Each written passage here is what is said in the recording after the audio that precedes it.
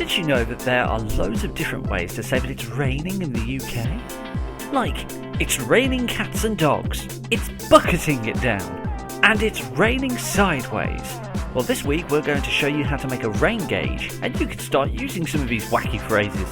For this experiment, you'll need a ruler, a marker pen, sticky tape, scissors, and a plastic bottle. First, take your plastic bottle and cut the top off about 10 centimeters from the top. Then turn it upside down and place it within the lower half of the bottle.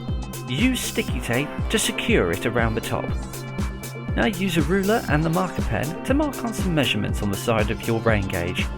And there we go.